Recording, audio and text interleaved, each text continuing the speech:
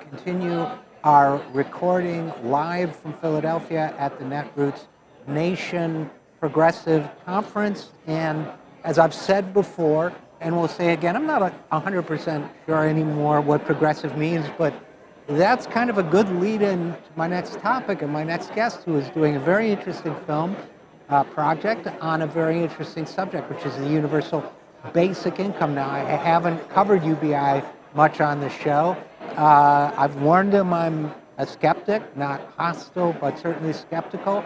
But I definitely want to hear more about his project. Conrad Shaw is a producer and a UBI trial manager for a program called Bootstraps, a film called Bootstraps. Anyway, before I start speculating what it's about, I'll just talk to him. So first of all, Conrad, thanks for coming on the program. Yeah, thanks for having me. Secondly, okay, so tell us what you're doing. We're doing a docu-series, hoping to come out in 2020.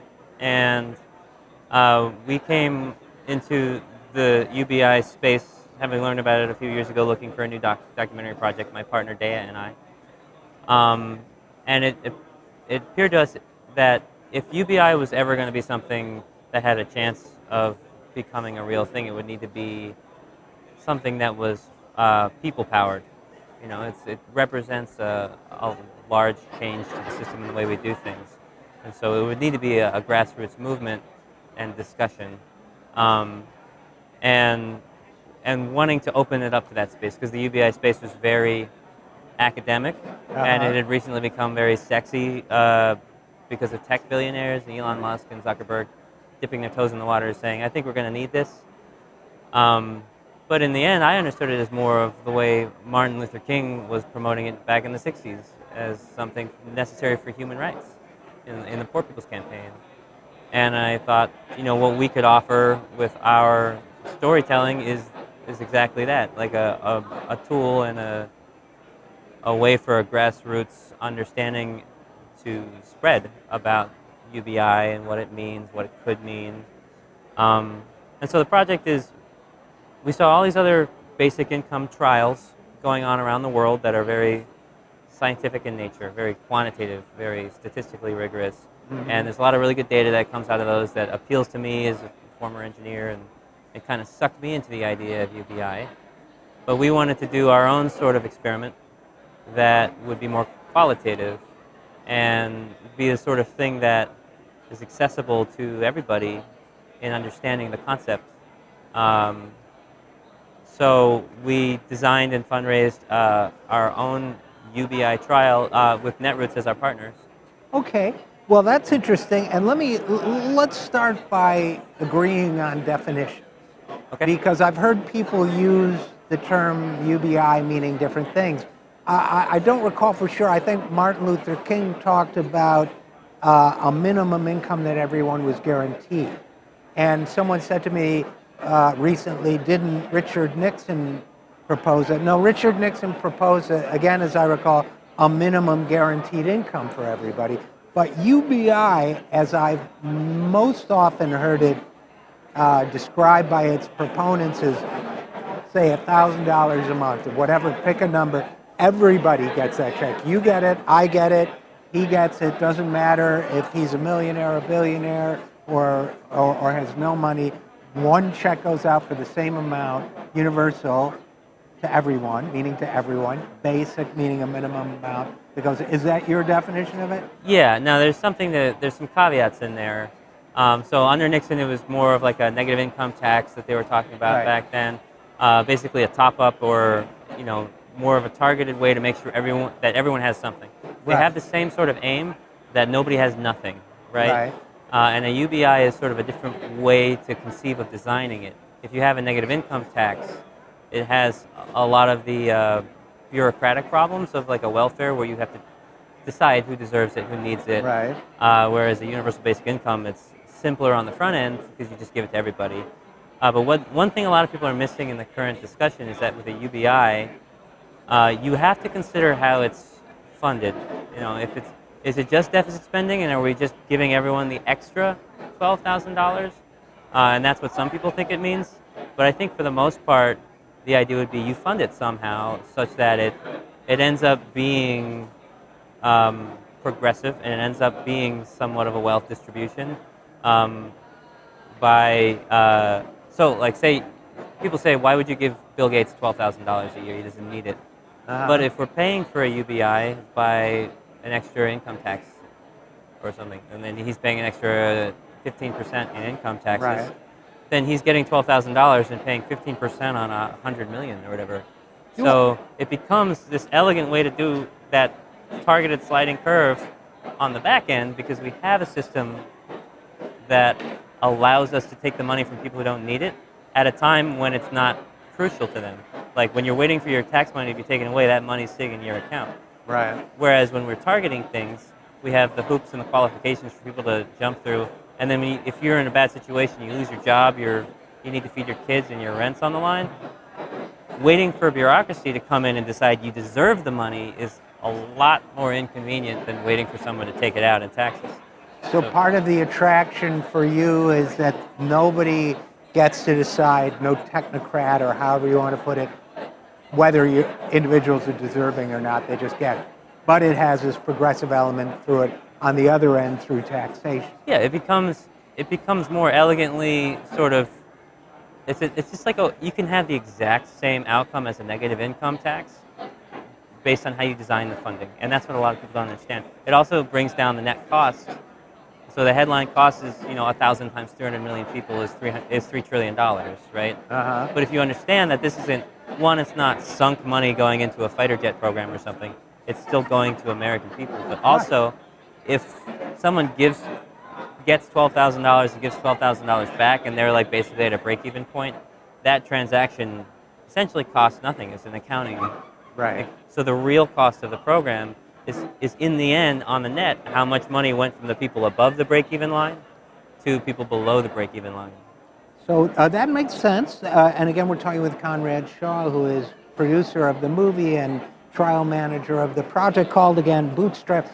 The other objection that you get a lot is, and this is one that I've had myself, is that a lot of the people who started advocating the idea of a universal basic income were libertarians who paired it with the notion that you would then remove other forms of social structures, for example, anti-poverty programs, housing programs for people who can't afford housing, food programs for people who can't afford food. Now, $12,000 a year is not nothing, as the old folks used to say, but it's not a lot if you're trying to survive in Philadelphia or Brooklyn or, New York. Yeah, right. So you have that element of it, and what goes along with it is the sense. Well, I'll save that for that. What about the idea that a lot of people who are proposing it want to eliminate other forms of social protection? So there are different versions of that. There's a very hardcore libertarian version that's like, give everyone $10,000 a year and cut everything, cut Medicare, cut Social Security, cut everything. That's a very hardcore sort of ideal. I think where you'll find most of the people in the basic income movement are, and I think that's a small group. This very hardcore version, even among the libertarians. The question is, should we replace certain programs, and which ones? And there are certain things that I think the healthiest, most progressive version of UBI understands is that they are more effective and better replaced by direct cash to the people they can choose how they want. Food stamps, for example. Right. Would you rather have $200 that says you can only buy it on these things at this store, or $200 that says you can do whatever you want with it? But for like Medicare or Medicaid or any sort of health insurance, that's not something that really works on a supply and demand curve. You have inelastic demand for your own life and health. So they can charge you whatever they want, and you got to accept it. So that needs to be some more sort of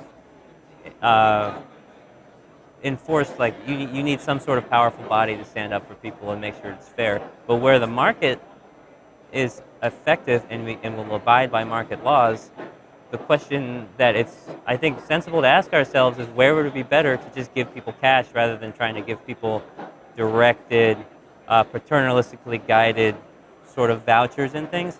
Where could we replace that with cash? And what happens when you do that I am personally of the opinion that certain things would be better to be removed by cash, like food stamps, for example, or TANF. These are things that, because they're means tested and because they're conditionalized, they create all sort of perverse stigmas and disincentives.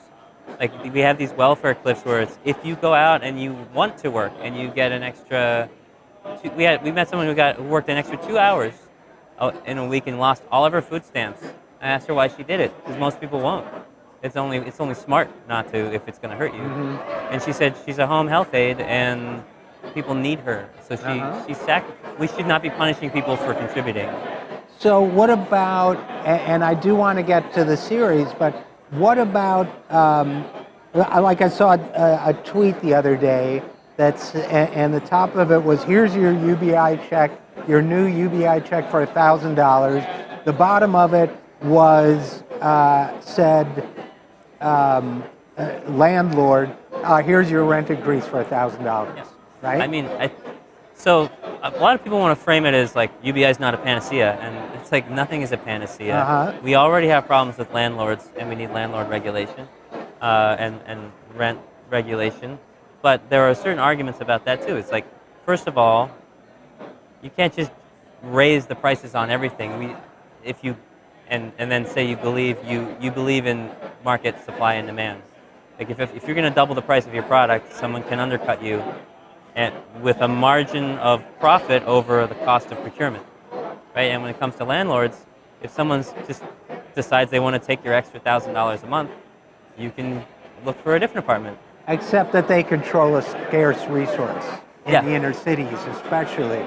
So one argument to that, real quickly, is what happens to people when they're allowed to live where they want and their opportunity follows them? How many people move to cities and overcrowd it because that's the only viable place to make a good living? But what happens in Main Street economies in small towns where people might have wanted to stay around their family and start a business when they've got an extra $1,000 a person flowing into that economy? That's more valid to me than the free market argument, but I'm still thinking this through. The other piece of it is, I have a strong sense from my reading of certain economists and so on, and from private conversations I've had with people, there are a lot of, for example, tech billionaires who like the idea of the UBI because they feel that basically 85% of the human population is now extraneous. And therefore we have to just warehouse them, keep them hypnotized with digital tech and high on opioids, and give them a check so they'll shut up and go away and not like lead a revolution or something.